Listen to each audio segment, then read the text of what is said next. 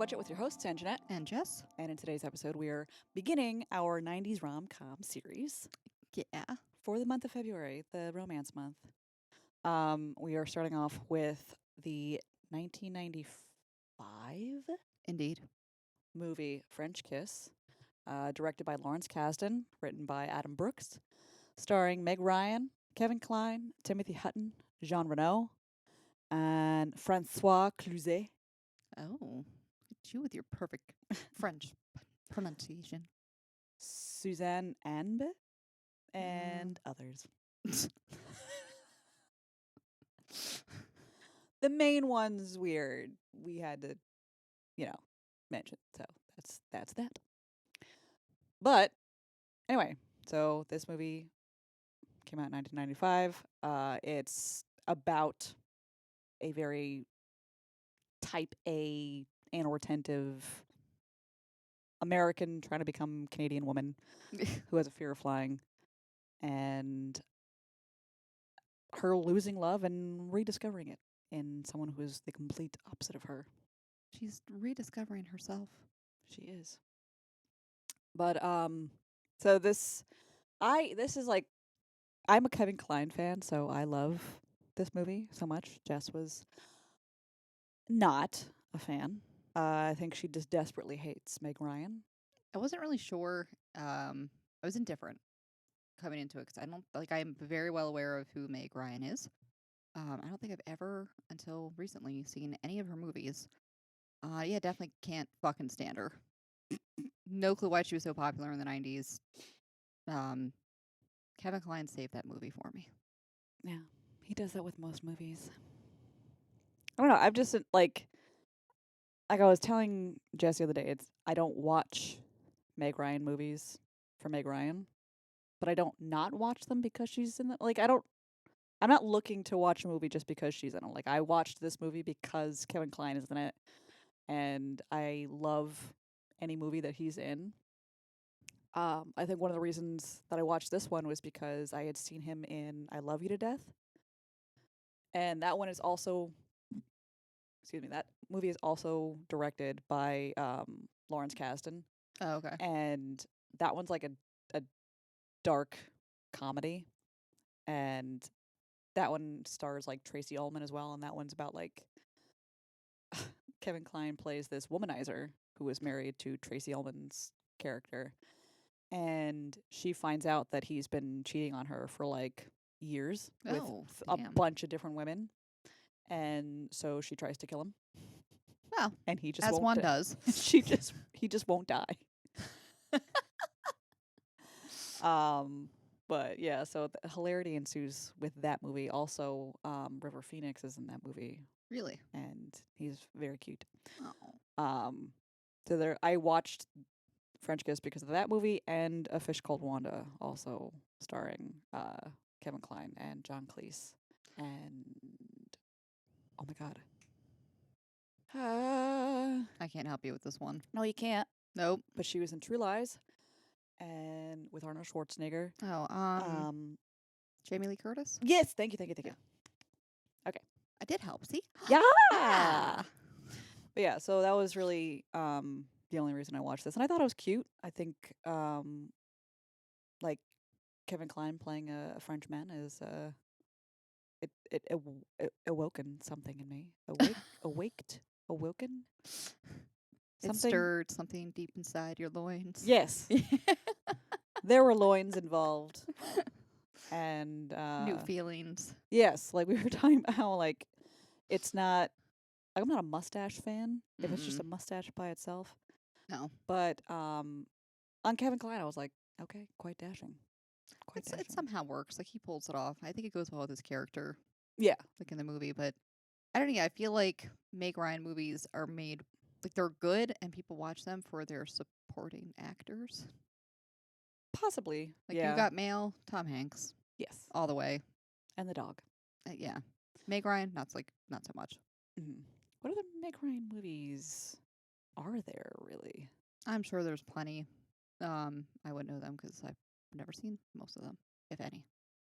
Well, you're gonna have to watch You've Got Mail because I feel like that one's like a stereotypical 90s romance I remember that one being movie. really big, and I remember my mom watching it, trying to get me to watch it, and I was like, no. It's cute. I think it's cute. I'll probably like it because Tom Hanks. Yeah. I feel like with a lot of these movies, if you were to like just how they would translate now into like today's age with technology and everything, it'd be like, especially You've Got Mail would be very, very different. Listen, I remember that. You know, no, we'll get to that. We'll say that for the movie. Okay. Yeah. But what I liked about this movie, which you kind of didn't really enjoy, was like the fact that this the way that Kate, Meg Ryan's character, reacts to finding out that her fiance, like, he went on a business trip to France, and because she has a fear of flying, she did not go with him. And he's over there and he's just having the time of his life, and then he ends up meeting this French woman while he's over there and fucking abandons everything uh about his Canadian life, Yeah. including his fiance, and just goes with this French temptress, this goddess. I was gonna say the way that he like broke it to her too. You Yeah, know it what I was. mean? Like it wasn't like, listen, I'm so sorry. Like there's no easy way to say this, but I've kind of found somebody else. Like I don't think it's gonna work between us. He's like just as if he was describing this woman to like his best friend. Yeah, That's what really. I mean, that drove the knife deeper. yeah, and in a way, it's kind of believable that she would just be like, "All right, fuck it, I'm going to France. I'm gonna fucking find him." Not so much like I wouldn't go back to like win him back. I would be going over there to be like, "You fucking piece of shit." Yeah, yeah. If I was gonna do anything that had involved me traveling to fucking France at a moment's notice, yeah, it would be like, extradition rules over Yeah. here. How But remote is the countryside? mm-hmm. But she has so in the beginning of the movie you find out that she is trying to get Canadian citizenship, and she's technically not supposed to leave the country, which is one of the reasons that she says that she's not going to be going to France with them, is because like I'm not supposed to leave the country, and it's being held up because she had one night in college at Ronnie Templeton's house. uh she smoked pot and the cops were called and she was arrested on a drugs possession charge. So technically she was like convicted of a felony, and that's what's holding up her Canadian citizenship. So she technically, um when she gets over there, all of her stuff is stolen, including her passport. So she's trying to get back to North America, and she's like ends up sleeping, like resting outside of the United States embassy in France. And when they get in there, they're like, "Well, you're you're not a resident of Canada. You're trying to leave.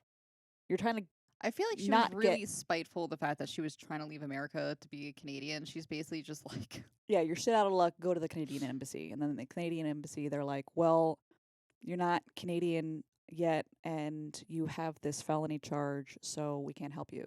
And this is where I tell you that your you're request has been denied. denied. And so she's just stranded. I feel like when, I don't know, again, I know it's for a movie and it's for like comedic effect and, it segues into her being stuck with Kevin Kline's character or whatever, but fuck that, man. Like, if I realized my shit got stolen, like, I'd be like, yo, yeah, I'm in the country. It was originally to win you back. I need to sleep in your fucking hotel room. You need to fucking help me get my shit back. Otherwise, I'm screwed. I have no money. Yeah. Like, I would have all that would have been my main focus. Then I'd be like, in between talking, you're a piece of shit, and fuck off, you're dead to me. But also, you owe me this. Yeah. Get me out of this fucking situation.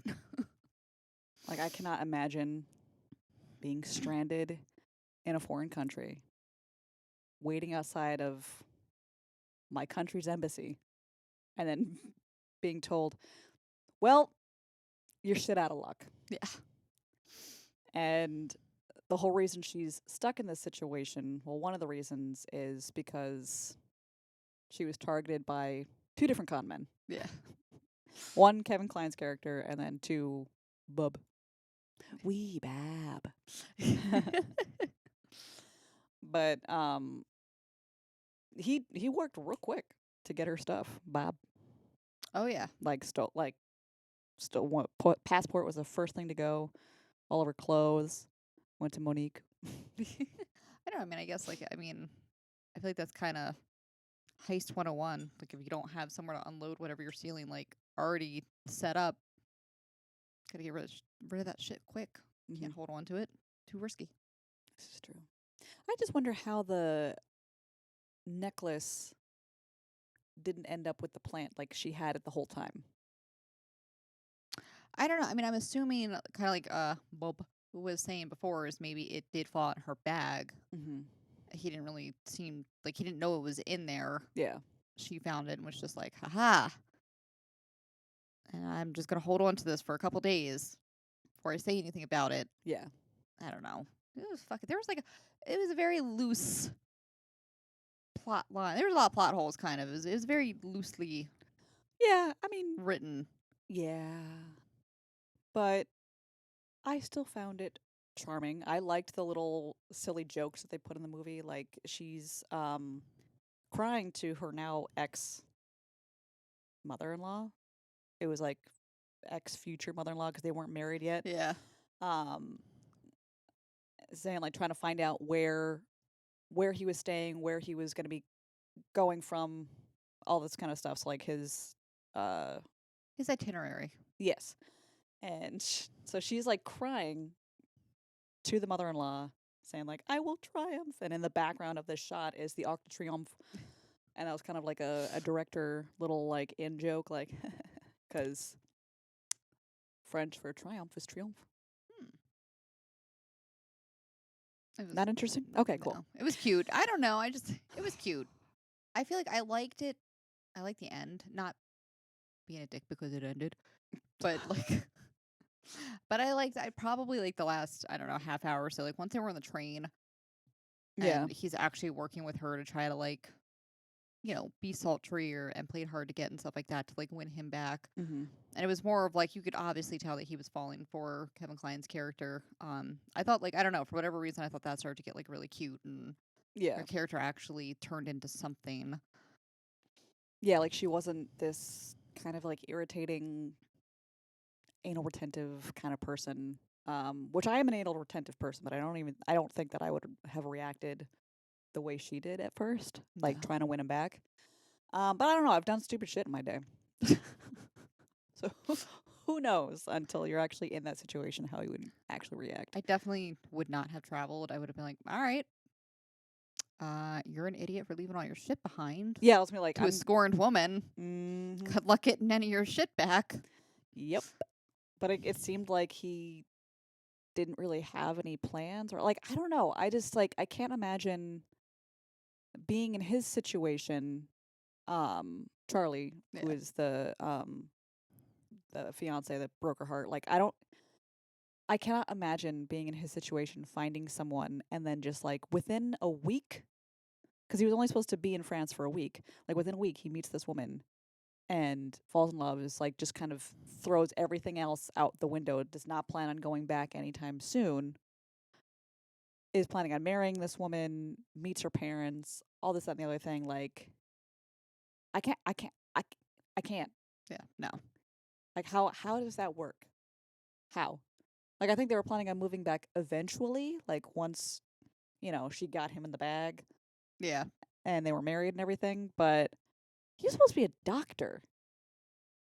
And he was just going to say, "Fuck it. I'm not going back." I mean, my doctor is always on vacation, so maybe that It's a good indicator. huh. Maybe they can just do that. Maybe doctors can just say, "Fuck it." I mean, that's if you invest your money well and all the six figures that you make a year. Probably. I don't know, man.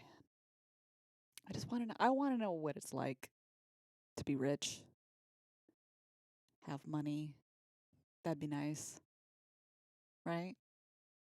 It would be. I try not to think about it too much. Not like, you wake up and you don't have to worry about bills or anything. I was discussing that with a coworker the other day. So very random.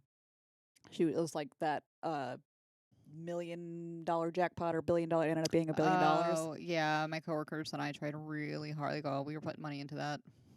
And like the average pleb, us, cannot imagine $1 billion. Can't even imagine $1 million. No. What you would do with that. And a billion is something that's just like the difference between a billion and a million is staggering. Oh, yeah. And you win that, and then what? Like, what? You're set. You're good for the rest of your days. Yep. Because like if you win $1 million, you can be set for a while. I would say, if A you little bit. decided not to stop working, to stop doing anything, like you, depending on how many bills and debt or whatever you had, you'd be set for a little bit. Yeah. Again, I feel like if you invest your money wisely, you could be set for a while. Yeah. $1 billion, you were definitely set, Yeah, you're good. no matter what. Even if you didn't invest your money, you'd be good. Yeah. And I don't know, we're getting off topic, but like, I just can't. I think, like, I don't know. I mean, I think that's why Luke's character, who came from money, right? Like his family owned a vineyard and stuff, and he just like was too busy gambling and getting fucked up that kind of like just gave it away. Yeah. But I think realizing that, and realizing like what he did have and how easy, despite the fact that he lived rich, it can all disappear. Yeah. And then what he was willing to do to get his dream back of owning a vineyard, like, Yeah. And she worked, and like Kate, Meg Ryan's character, worked really hard. So she says, like, in the beginning of the movie, you find out that I think since she turned 21, she was putting money aside every week. yeah, and like a high interest savings. Yeah. Like, and she had saved up over $45,000. Yeah. And like, I don't know how old she is supposed to be now, but I think definitely like in her 30s. Yeah. Yeah. Safe to say. And I think that's one of the reasons why Charlie kind of like had like a panic attack. Was like, he says like, I see my whole life before my eyes and we don't even have a family. Like we're not even married yet. Yeah. So we're We not kind of married already yet. plotted this out. Like there's no spontaneity, there's no mystery. Yeah, and I like that, obviously scared him, and when he finds this young tart harlot, and she is like the embodiment of youth and not having responsibilities or anything like that, and he's just like, yes, this I can do, haha. I can do in many ways, haha. But yeah, just like, I can understand why he would panic, but I can also understand from her point of view. She's like, I've worked hard for like fucking years, and she's a teacher, Yeah. and teachers make no money. And so $45,000 is a lot. And by the end of the movie, she ends up giving that to Luke because he helped her. And but it's only a fraction of what the necklace is worth. Yeah. So she basically, like, again, a very loose couple lines of dialogue throughout this movie. You realize that Luke had helped save a detective, essentially. So he basically owes him like a life debt. So he's always basically trying to like get him, like, Luke, out of trouble. Yeah. But with this necklace, because it's worth over $100,000, and it's, it needs to be returned. Like he needs to get in trouble for it. He was like, listen, if he just returns it anonymously, like, I know he has it, no questions asked, so like whatever. Realizing that he's not going to do that, she's like, let me just sell it. Yeah. And she wires over her savings to be like, oh, I didn't know any better. I didn't know it was worth more. This is just what I took for it. There was a flaw. There were some flaws in the diamonds, and Luke is like, all right, you know what? Whatever. It is what it is. It's gonna take me a little bit longer to get where I want to with this vineyard, but it's a start. Yeah, doesn't have to at least get the land, which obviously is like step one. Yeah. And then the detective kind of helps the two of them connect, and I guess she ends up staying in France. Yeah, because by the time like snapshot her getting off the plane and staying in France, like he already has a vineyard. Yeah. Like it's already grown and plotted out and stuff like that. So, but yeah, I think that's, I don't know. Like I said, I think that's why I like more towards the end of the movie, because it was one I just found a little bit more funnier, especially when she falls into the fucking dessert tray. Oh my God. And then just crawling around the floor trying to get away. Yeah. Uh, but that Oh. too, and just the two of them, like realizing that they loved each other and they were falling. It was cute. Yeah. I thought it was dashing. I did like Juliet's dress, though. That was Yeah. nice. You liked what was in the dress, I liked both. you little pervert. Whatever. She's like, your words can't hurt me Nope. because it's the truth. And yeah, I thought that it was the erection jokes were kind of funny. There The was erection jokes were the funny. little leaning The the leaning Eiffel Tower or the limp Eiffel Tower or whatever. I said she fixed his problem. His problem wasn't a dry spell or stress. It was that he needed love. Oh. Oh. I cannot stand love. I don't know. I feel it like you said, I think Kevin Kline kind of made this movie, and I like the fact that he went through like all this work to try to learn how to speak French like a Frenchman. Yes. Yes. And Jean Reno already is French, so that was kind of easy for him, and his character's first name was Jean. So he had the easiest job of all.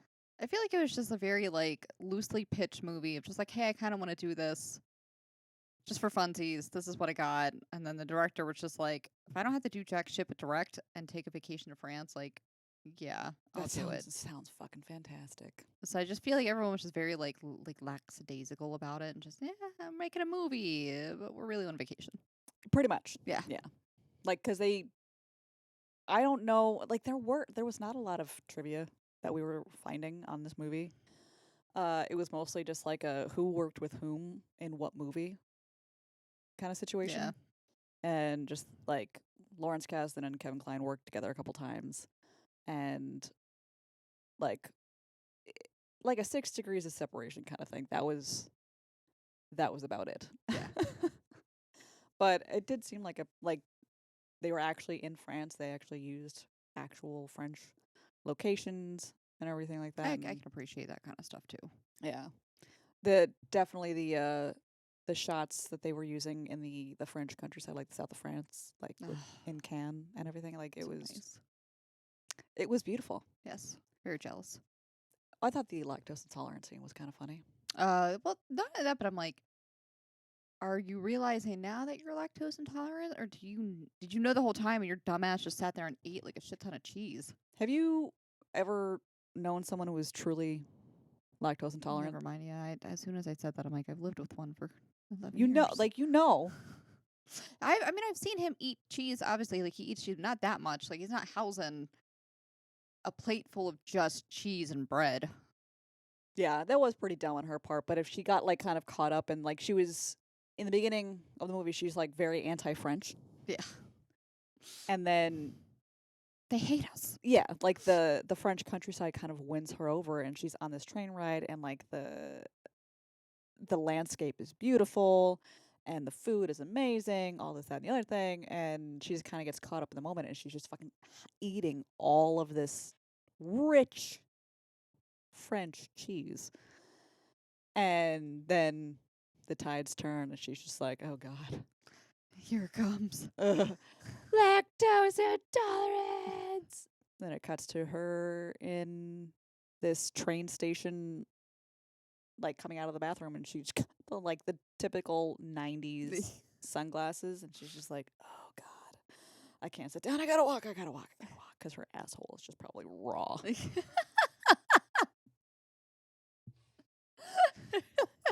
I had to paint a picture for you there. Yeah, thank you for that. You're welcome. That's what I'm here for. I'm here to help. Yeah, that was helpful. You know, with the visuals. No, I'm good. You sure? Yeah. Okay. You sure? Yeah. All right. Anyway, so the next romantic movie we'll be doing is the 1999 10 Things I Hate About You. Yeah. Oh, Heath. Oh, they were all babies. They were such babies. Oh. But it's like a very close-knit cast, Yes. which I love. We'll talk about that in that episode. But so 10 Things I Hate About You is coming up next week. And then we will be discussing Pretty Woman. Yeah. And You've Got Mail. Yeah. So stay tuned for those in the next couple weeks in this month of February. There's only 4 Wednesdays, right? Yes. Have we double checked? Yes. Okay. It's a leap year, so Aha! Wait. It's not a leap year. 28 days.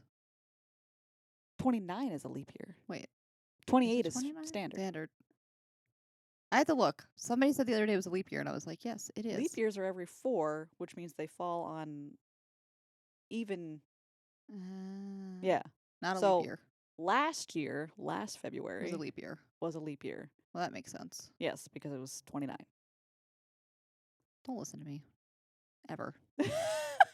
Literally ever. About anything. Normally, election years, presidential election years are leap years. Keep that in mind. Mm-hmm. Anyways. Anyway, right. Stay tuned next week. 10 Things I Hate About You.